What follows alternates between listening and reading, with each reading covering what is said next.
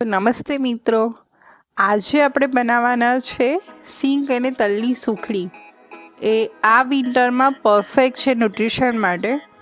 તો ચલો રેસીપીની શરૂઆત કરીએ।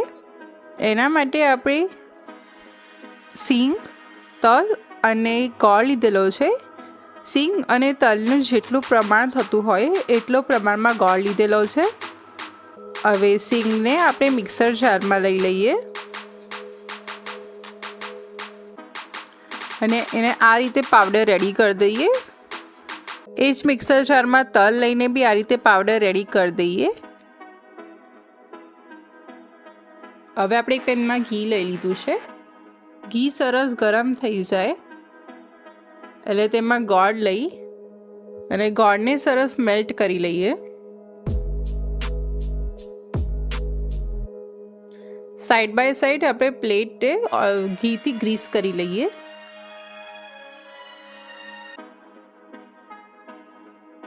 આ રીતે ગોળ સરસ મેલ્ટ થઈ ગયો છે અને એમાં જો તમને ગાંઠા દેખાતા હોય તો આ રીતે પ્રેસ કરી એને એક સરખો ઓગાળી લેવાનો છે। ગોળમાં આ રીતે બબલ્સ આવવાના સ્ટાર્ટ થઈ જાય એટલે આપણે સૂંઠ પાવડર એડ કરી લઈએ અને સરસ મિક્સ કરી લઈએ। એમાં આપણે સિંગ અને તલનું પાવડર એડ કરી દઈએ। આ સ્ટેજ પર બબલ્સ આવવાના સ્ટાર્ટ થાય। આ સ્ટેજ પર તમે જો સિંગ અને તલનો પાવડર એડ કરશો તો તમારી સુખડી થોડી પોચી થશે।